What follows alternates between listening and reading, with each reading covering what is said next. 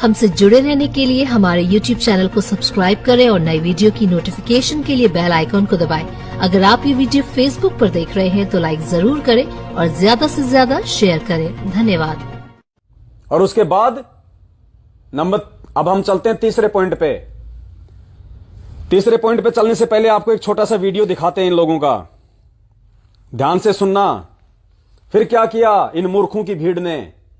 पुण्यात्मा, एक पुरानी कहावत आपने सुनी होगी, जीवित हाथी लाख का और मर जाए तो 1.25 लाख का। क्या? जीवित हाथी ₹1,00,000 का और वो हाथी अगर मर जाए तो कितने का बिकता है? 1.25 लाख का, क्योंकि मरने के बाद फिर उसकी हड्डियां, चाम, दांत, पता नहीं क्या क्या काम आते हैं। तो इन लोगों ने जमुनिया गांव के पूर्व सरपंच अर्थात सतलोक आश्रम मैनेजमेंट हरियाणा के मंदसौर के जिला कोऑर्डिनेटर देवीलाल मीणा को, जिसकी आरएसएस वालों ने गोली मार के हत्या कर दी सत्संग में, इन्होंने उसको हाथी बना दिया। हाथी कैसे? जब तक वो जी रहा था तब तक उसने लाखों रुपए दान किए होंगे। तो जीवित हाथी तो इनके लिए ₹1,00,000 का था वो देवीलाल। और मरने के बाद क्या किया मैनेजमेंट वालों ने संगत को मूर्ख बना के कि देवीलाल के शरीर को फूकना नहीं है, शमशान घाट नहीं ले जाना, और पूरी संगत को इकट्ठा करके 1500 लोगों को और देवीलाल की उस डेड बॉडी को, उस मरे हुए शरीर को, उस कव्वे की बीट को रोड के ऊपर चारपाई पे लिटा दिया, ऊपर लाल कपड़ा डाल दिया, लपेट दिया उस लाश को। रोड के बीच में जाके देवीलाल की डेड बॉडी की खाट पटक दी। हजारों भगत वहां इकट्ठे कर दिए। और क्या डिमांड की सतलोक आश्रम मैनेजमेंट हरियाणा वालों ने प्रशासन से? 5 करोड़ रुपए की डिमांड। 5 करोड़ रुपए। पहले सुनिए थोड़ा सा आप इनका, ये डेड बॉडी वाला ये वो अखबार की कटिंग है, मैं आपको दिखाऊंगा। 5 करोड़ रुपए की डिमांड की इन्होंने प्रशासन से, उसके बाद हम इस शरीर को फूकेंगे। मध्य प्रदेश के मंदसौर के गांव भैंसोदा में चल रहा था संत रामपाल जी महाराज का सत्संग, जिसमें अज्ञात व्यक्तियों ने चलाई गोलियां और एक व्यक्ति की हत्या। पर मृतक शरीर को रोड पे रख के संत रामपाल जी महाराज के अनुयायी प्रशासन से कर रहे हैं मांग, जल्द से जल्द कार्रवाई हो इन लोगों पर, जिन्होंने फायरिंग की और तलवार और डंडे लेकर के सत्संग स्थल पर घुसे।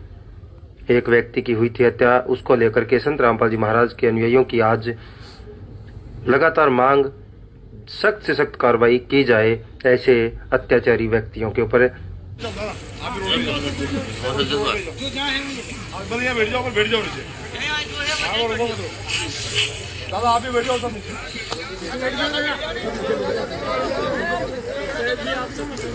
देखना वो लाल कपड़े में बांध रखा हुआ और सामने देखिए ये लाल कपड़े में बांध के डाल रखा है। संत समागम। देवीलाल मीणा सतलोक आश्रम मैनेजमेंट हरियाणा के कोऑर्डिनेटर अर्थात मरे हुए हाथी को रोड के बीच में पटक दिया गया, लाल कपड़े में बांध के। 1000 मूर्खों की भीड़ इकट्ठी कर दी गई और प्रशासन से 5 करोड़ रुपए की डिमांड की गई। मध्य प्रदेश के अखबारों में ये न्यूज आप जी देख सकते हो। 5 करोड़ रुपए की डिमांड की गई, अपराधियों को पकड़ने की डिमांड की गई। यानी जीवित हाथी ₹1,00,000 का और मरा हुआ 1.25 लाख का। ये मैनेजमेंट हरियाणा सतलोक आश्रम वाले पुण्यात्माओं, ये उस जानवर की तरह है। कौन सा जानवर? जंगल का गधा। काफी दिनों से परमात्मा दास को एक छोटा सा एक चुटकुला है, उसको सुनाने का दास का मतलब मन कर रहा था, लेकिन मालिक ने कहा कि बेटा जब कोई ठीक का समय आएगा तब तू ये चुटकुला संगत को सुनाना। और ये चुटकुला आज वो समय आया है इस देवीलाल की मौत के बाद कि जीवित हाथी ₹1,00,000 का, मरा हुआ 1.25 लाख का। और ये सतलोक आश्रम मैनेजमेंट हरियाणा वाले उस जंगली गधे की तरह हैं जो दोनों तरफ से खाते हैं। दोनों तरफ से भगत जीवित है तब भी खाओ, ज्योति पाठ और दान के नाम से, रक्तदान के नाम से, दे दान के नाम से। मर जाए तो भी खाओ। अब ये 5 करोड़ की डिमांड मरने के बाद, हमें तो गुरुदेव ने 13वीं 12वीं मरे हुए के ऊपर भोजन करना ये मना किया ना परमात्मा ने। कि अगर कोई मर जाए तुम्हारे रिश्तेदारी में या परिवार में, तो हमने ये भोजन वाजन नहीं खाना, उनका मृतक का भोजन नहीं खाना, इससे हम परमात्मा के दोषी हो जाएंगे। अरे तो तुम 5 करोड़ रुपए देवीलाल के मरने के बाद उसकी डेड बॉडी की एवज में मांग रहे हो, नालायक, तुम तो मरे हुए का खा रहे हो। तो ये सतलोक आश्रम मैनेजमेंट हरियाणा वाले तुम्हें ना घर का ना छोड़ेंगे ना घाट का, तुम्हारे को धोबी का कुत्ता बना के छोड़ेंगे। तो क्या था वो किस्सा पुण्यात्मा, फिर तुम्हें समझ में आएगा कि किस प्रकार से ये दोनों तरफ से खाने वाला गधा है सतलोक आश्रम मैनेजमेंट हरियाणा वाला। एक बार क्या हुआ, एक गधा था किसी कुम्हार का, वो भटकते भटकते जंगल में चला गया। अब कुम्हार ने काफी सर्चिंग की, नहीं मिला, कुम्हार अपने घर वापस आ गया। अब जैसे ही गधा जंगल में गया तो सौभाग्य से जो जंगल का राजा था शेर, वो कहीं बाहर गया हुआ था। अब जंगली जानवरों ने कभी, क्योंकि जंगली जानवर जंगल में रहने वाले, उन्हें क्या पता कि ये क्या है, जो गधा है वो गांव में रहने वाला। तो अचानक से जब वो गधा जंगल में गया और जैसे उसने एक दो बार अपना वो हॉर्न बजाया, पी पा, तो जंगली जानवर सारे डर गए, भयभीत हो गए कि यार इतनी जबरदस्त आवाज तो मतलब जंगल के राजा की भी नहीं, और आज से पहले हमने कभी ऐसे जानवर को कभी वो देखा भी नहीं, क्या है ये बला। तो लोगों ने विचार किया कि राजा तो पता नहीं 3 दिन में आएगा, 4 दिन में आएगा वापस शेर, तब तक तो ये हमें खा जाएगा, मार देगा, तो मालूम करो ये क्या बला है, कौन से ग्रह का ये प्राणी है। तो लोगों ने विचार किया कि भाई एक बात है, हम तो कभी गांव जाते नहीं, तो ऐसा कोई जानवर देखो जो गांव जाता रहता है। तो लोगों ने कहा वो बंदर है, वो बंदर जाता है गांव में। तो लोगों ने उसको बुलाया और कहा कि भाई साहब ये देखो ना जरा क्या आपत्ति है। अब इतने में क्या हुआ कि जंगल का शेर का, जो जंगल का राजा था शेर, वो भी आ गया। तो लोगों ने कहा कि आओ आओ महाराज, आओ आओ, हमारा सौभाग्य, आपने हमें बचा लिया महाराज, आप आ गए, नहीं हम तो मरने वाले थे। बोले भाई क्या हुआ? बोले ऐसे ऐसे, बोलो पता नहीं क्या एक ऐसा आ गया जानवर। तो शेर का भी नहीं देखा हुआ था, शेर भी बेचारा उनकी बातें सुन के डर गया कि यार वास्तव में कोई नई बला तो नहीं आ गई, कहीं मेरा राज्य छीन लिया जाए। तो बंदर ने कहा रे तुम डटो, मैं जाता हूं, देखिए ऑब्जर्वेशन करके आता हूं, जरा सूचना लेके आता हूं, डरो मत, क्या है। तो 2-1 किलोमीटर दूर वो था, आराम से घास चर रहा, खा रहा, पी रहा, लौट रहा।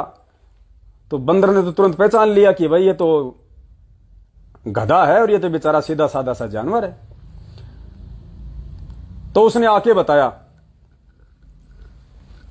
कि महाराज डरने की आवश्यकता नहीं है, वो तो गधा है और वो तो गांव में बेचारा सारा दिन वैसे कुम्हार के लट के नीचे रहता है, उससे क्या डरने की जरूरत है, ना उसके कोई ऐसे दांत हैं, ना कोई सींग है, ना वैसे किसी को मारता है, वो तो वैसे बेचारा डरपोक प्राणी है। तो बोले भाई हमें यकीन नहीं है, बोले हमें कोई इसकी कोई निशानी लाके दे, तब हमें उस बात का मालूम पड़े कि वास्तव में क्या है। अब उसने देखा यार ये क्या किया जाए, किस प्रकार से क्या मामला बैठे अब इसका।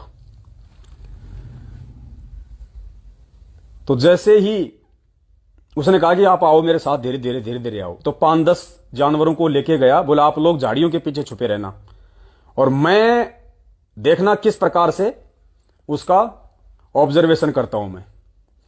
बोला ठीक है। तो जैसे ही, क्योंकि अब वो गधा भी समझ गया, वो 2 बार आ गया वहां बंदर, तो गधा भी समझ गया कि दाल में कुछ काला है, ये जरूर कोई ना कोई चालबाजी खेलेगा। तो बोला चक्कर क्या है? बोले चक्कर, तो फिर वो जो बंदर था वो वहां गया उसके पास में, और बाकी जानवर शेर सब कुछ यूं देख रहे झाड़ियों में छिपे छिपे। अब गधा समझ गया कि दाल में कुछ काला है, तो जैसे ही बंदर उसके पास गया और मीठी मीठी बातें करने लगा, तो उसने एक चाल चली गधे ने क्या किया कि ऐसी तो बात बनेगी ना तू भागने से बचेगा ना और बातों से बचेगा, तो कुछ ऐसा कर कि इनमें और ज्यादा मतलब भय पैदा हो जाए।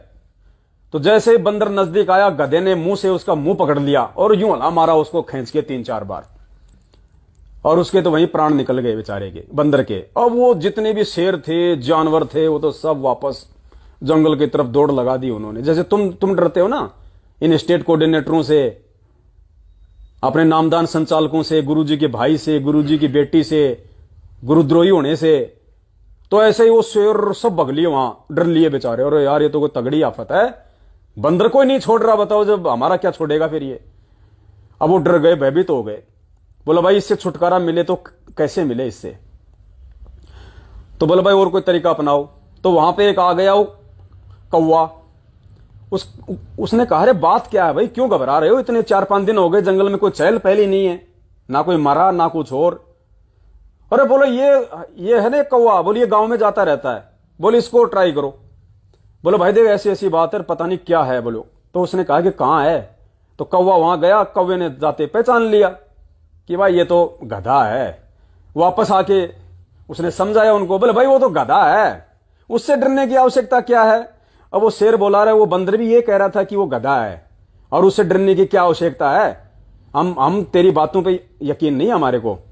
बोला देख यकीन तो तुम्हारे को करना पड़ेगा। तो लोगों ने सलाह मशवरा करके कहा कि चलो एक बार इसकी बात पे और यकीन कर लो। तो बोला भाई चलो, बोला आप लोग झाड़ियों के पीछे छुप जाना। बोले ठीक है हम झाड़ियों के पीछे रहेंगे, बोले हमें पता है बोले उसका अभी तक। तो शेर भालू चीतेर सब झाड़ियों में जो छिप के देखने लग गए, गधा वहां चल रहा।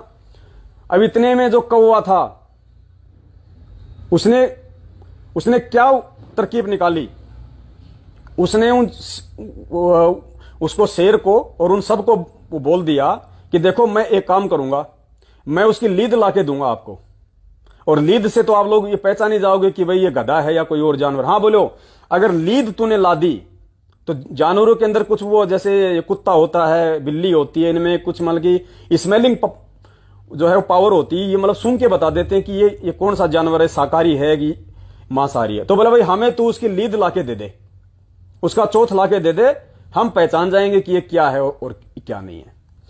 तो गधे ने तो क्या करना था, उसकी लीद लाके देनी थी, बाकी सब यूं देख रहे थे। तो गधा समझ गया कि भाई अब ये कौवा है, जरूर मेरी ये पोल पट्टी खोलेगा। तो अब वो पता नहीं, अब वो गोबर करे 2 घंटे में, गोबर करे वो 4 घंटे में। तो कौवे ने क्या तरकीब की कि ये जल्दी से मतलब लीद कर दे, उसकी पूंछ के पास बैठ कर उसकी गुदा के पास में जाकर चोंच मारने लग गया। गधा समझ गया कि भाई मामला है गड़बड़। तो अब उसने क्या किया कि गधे ने भी दिमाग लगाया, क्योंकि जब मौत आती है तो हर आदमी अपना दिमाग लगाता है। तो गधा समझ गया, तो गधे ने क्या आगे पूंछ ऊपर उठाई और चोथ करना शुरू किया। अब जो कौवा था उसको बड़ी मतलब जल्दबाजी हो रही थी कि मैं जल्दी करूं, मैं जल्दी करूं और शेर को जाके इसका चोथ दिखाऊं, इसका लीद दिखाऊं, मेरे को पता नहीं क्या इनाम दे देगा। तो जैसे ही गधे ने चोथ करना शुरू किया, अब उसको कहां इतना इंतजार था, जैसे ही चोथ उसको उसकी गुदा के अंदर दिखाई दिया तो कौवे ने सोचा क्यों ना चोंच मार के अंदर से निकाल ले। तो कौवे ने जैसे चोंच मारी, गधे ने तुरंत अपने गुदा द्वार को बंद कर लिया और उसकी जो मुंह था कौवे का वो उस गधे की गुदा के अंदर यूं हो गया और वो बाहर यूं कर रहा, फड़ फड़ फड़ फड़ पंखों को हिला रहा। और वो शेर वगैरह और चीते और भालू इन्होंने देखा और वो तो वहां से डांग मार दी, भाग गए जंगल में। और बोला ये तो तगड़ा है भाई, ये बड़े जानवर आगे से खाता है, छोटे जानवर पीछे से खाता है। डर गया पूरा जंगल। तो पुण्यात्माओं, ये सतलोक आश्रम मैनेजमेंट हरियाणा वो गधा है, ये जीते जी भी भक्तों को खा रहा है ज्योति पाठ और दान के नाम पे, और मरने के बाद भी ये उनकी डेड बॉडी के नाम पे भी खा रहा है। दे दान के नाम पे खाओ, चाहे देवीलाल मीणा जैसे लोग जो मर गए, मरने के बाद में प्रशासन से 5 करोड़ रुपए की ये डिमांड करके ये मरने के बाद भी खा रहा है। इन मैनेजमेंट वालों के लिए संगत कोई भगत नहीं है, बल्कि हाथी है, हाथी, जीवित हाथी, लाख का, मरा हुआ 1.25 लाख का। तो पुण्यात्माओं, ये बहुत भयंकर काल भगवान का जाल है जो आप और हमारे साथ में ये खेला जा रहा है। तो आपने देख लिया होगा किस प्रकार परमेश्वर के ज्ञान के विरुद्ध। अब बताओ पुण्यात्माओं, गुरुदेव ने हमें कब ये शिक्षाएं दी, हमें कब ये शिक्षाएं दी? परमात्मा ने इस प्रकार से धरने, रैलियां, परमात्मा तो कहते हैं जो तो को काटा बोवे ताको बो तो फूल, तो ये फूल के फूल है वाको है त्रिशूल। कबीरा आप ठगाइए और न ठगिए कोई। अब ये तो दुनिया को ठग रहे हैं, 5 करोड़ रुपया सरकार से डिमांड कर रहे हैं। सरकार कोई मेहनत मजदूरी करती है क्या? सरकार कोई नरेगा में काम करके देगी 5 करोड़? सरकार कहां से देगी तुम्हें 5 करोड़? अगर देगी भी तो वैसे तो तुम्हारी ये घटिया सोच है, तुम्हारी बालकों वाली सोच है। सरकार तुम्हें 2 रुपए नहीं देने वाली, लेकिन काल ने तुम्हारे से इस प्रकार की डिमांड करवा के तुम्हारे जो है वो कर्म फुड़वाने थे, उसने फुड़वा दिए। मिलना तुम्हें चवन्नी भी नहीं है। ये तो संगति मूर्ख है जो तुम्हें दे रही है, ये दुनिया मूर्ख नहीं है। दुनिया तुम्हारे झांसे में नहीं आने वाली। तो काल ने ये 5 करोड़ की डिमांड करवा के, और अगर वो मान लीजिए वो दे भी देते हैं 1 लाख 2 लाख रुपया, 4-5 लाख रुपया, तो पुण्यात्माओं और ज्यादा वो कर्म फूडेंगे, क्योंकि वो पैसा कहां से आएगा? सरकार के पास।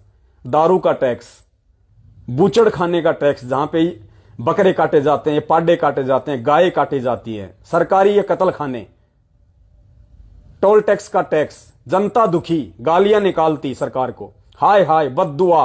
वो टैक्स का पैसा तुम्हारे को देगी सरकार, और उसको जब तुम खाओगे तो क्या बनोगे? नरकगामी। तो अब तुम कितनी कोशिश कर लो, तुम कितना प्रयास कर लो, जब तक तुम सत्सेवकों से नहीं जुड़ोगे, जब तक तुम साध संगतियों से नहीं जुड़ोगे और परमेश्वर के वचन पे चलना शुरू नहीं करोगे, काल तुम्हारे कर्म फोड़ता ही रहेगा आगे से आगे। तो पुण्यात्माओं, ये जंगली गधा है सतलोक आश्रम मैनेजमेंट हरियाणा। ये जीते जी भी खा रहा है, ये मरने के बाद भी खा रहा है। और देखो वो हजारों की संख्या में लोग जो उस डेड बॉडी को लेके, उस डिमांड को लेके जो रोड पे बैठे हुए हैं। अरे नालायकों, डिमांड किसने की? एक ने, सतलोक आश्रम मैनेजमेंट हरियाणा ने। और उस डिमांड के समर्थन में हजारों को वहां बैठा दिया। तो डिमांड वो एक की नहीं रही, वो हजारों की डिमांड हो गई। सबके कर्म फोड़ दिए काल भगवान ने, सबको परमेश्वर के वचन के खिलाफ काल भगवान ने खड़ा कर दिया। ये है इसकी सूक्ष्म चाल। ये ऐसे मारता है, एक तीर से हजारों शिकार। क्या कहा गुरुदेव ने? सहस्त्र बाहु, इसके हजार मुख हैं, ये हजार कला का स्वामी है। इस प्रकार ये एक तीर से हजार शिकार करता है। आज इसने एक आदमी के माध्यम से और हजारों संगत वालों को वो डेड बॉडी को लेकर रोड पे जाम लगा दिया, 5 करोड़ की डिमांड कर दी, हजारों को इसने ठग लिया, सबको समर्थन में खड़ा कर दिया। गुरुदेव ने क्या कहा? चोरी करना या चोरी को जो अंजाम देने जा रहा है चोर, उसको सहयोग करना, दोनों महापाप है, दोनों दोषी हैं। तो डिमांड की मैनेजमेंट ने मोरा बना के बैठा दिया संगत को। क्या होगा? क्या होगा? मरोगे ना। तो इस दो मुंह वाले इस गधे से सावधान हो जाओ, वरना ये तुम्हें छोड़ेगा नहीं, ना घर का छोड़ेगा ना घाट का।